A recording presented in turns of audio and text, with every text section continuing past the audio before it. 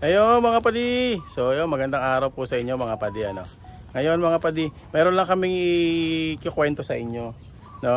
Ito mga padi, meron kasing nag-order sa atin ng IACB. Ito mga padi, ng 4G18, no? Nag-order yung isang customer natin na taga Batangas. Yan, ito. Yan.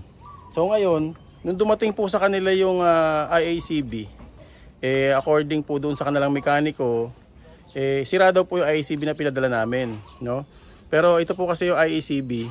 Lahat po kasi ng IACB na binebenta namin dito sa shop ay tinetesting na po namin, no? Tinetesting na po namin yan, sinasalpak namin sa unit bago po namin ibenta. Ngayon, so nagtataka kami, bakit hindi gumagana dun sa kanila? So tinawagan natin yung customer natin na taga Batangas. So shoutout sa inyo boss, yan, na sabi ko, sige video call tayo, tingnan natin, saksak mo sa sakit, tingnan natin kung gagalaw yung motor.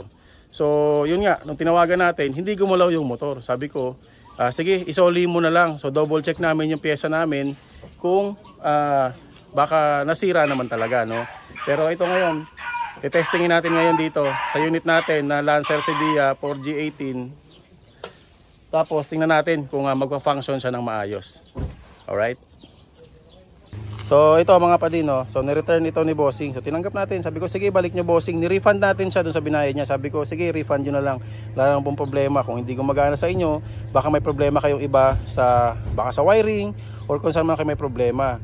So ngayon, kaya ko ginagawa itong video is para matulungan natin yung nag-order ng IACB. Baka kasi may ibang problema doon sa kanilang sasakyan. So para alam nila na meron silang kailangang i-double check, no? Dun sa kanilang unit. So ngayon ito po, papakita namin sa inyo. Sasaksak muna natin sa socket yung IACB. Papakita namin sa inyo na gumagalaw yung motor once in-on natin yung susi. So it's a sign na gumagana po yung IACB natin. Ngayon sasaksak natin mga padi. So yung IACB natin. Yan.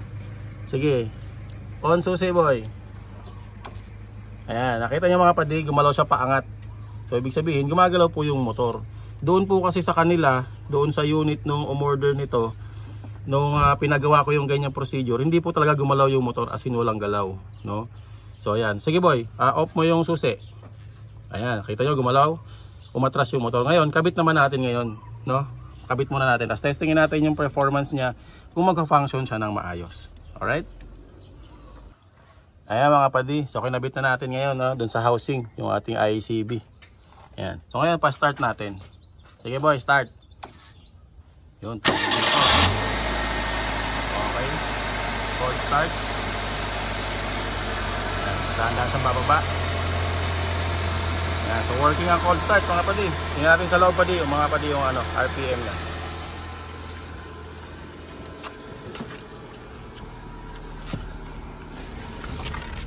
Ayan. So malamig pa yung makina natin mga padi. So naka cold start pa siya. Ayan, no? Tayo natin uminit-init ng konti.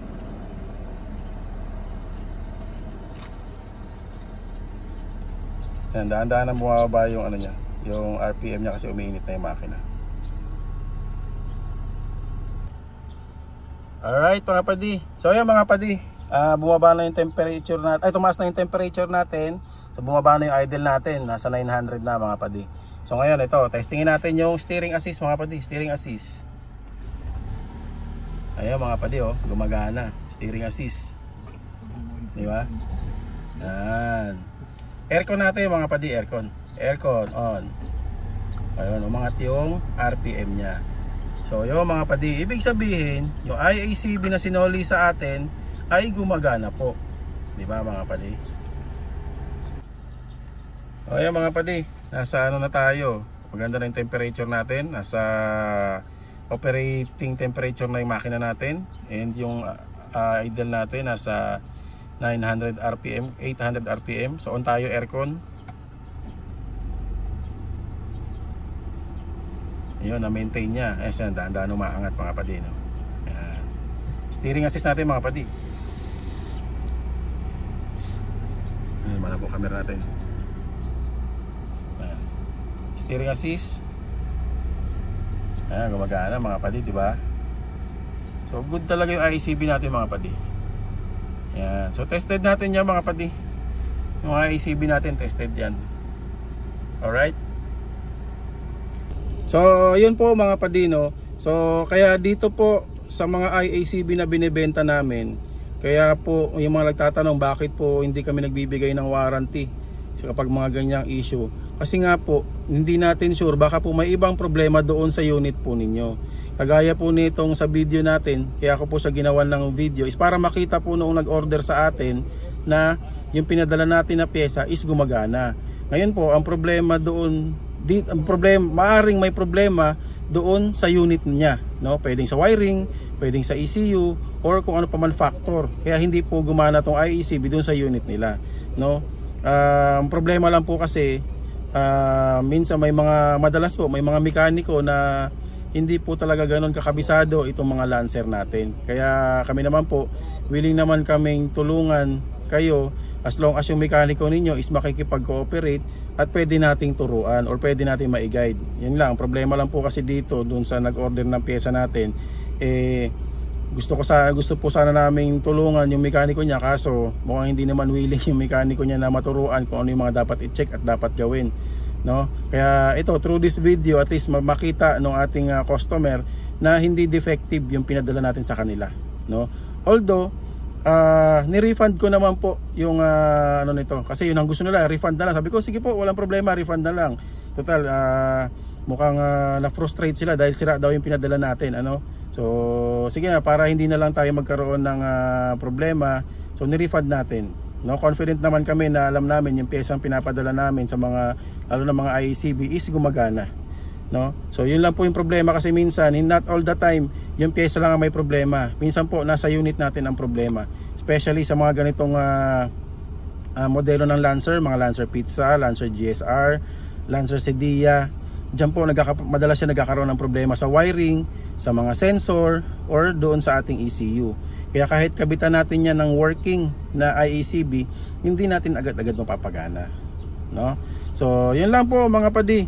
So shoutout dun sa customer natin na taga Batangas. So hopefully padi mapanood mo tong video na to, alam mo naman kung sino ka, and pakita mo na lang ito doon sa mekaniko mo na yung IECB na sinasabi niyang sira is gumagana dito sa unit namin. Good working yung pyesa natin, yung pyesang pinadala namin dyan sa inyo, and ano mo na lang yung mekaniko mo na mag further check pa doon sa ibang pyesa sa loob ng engine bay mo. Checkin nila yung wiring at ibang mga sensor, baka mayroong ibang problema o may putol sa wire, hindi natin sure, no. So hindi naman na kasi namin na-check yung sasakyan ninyo. So yun, sana mapakita mo to sa kanya para at least mag-guide natin yung mekaniko mo na na maayos yung sasakyan ninyo. Alam ko masakit yan sa ulo, masakit sa ulo itong mga idle issues, sa totoo lang mga padi, basta pag hindi mo alam yung gagawin mo. So ito, pakita mo lang to sa kanya na gumagana yung IECB na pinadala namin dyan sa iyo.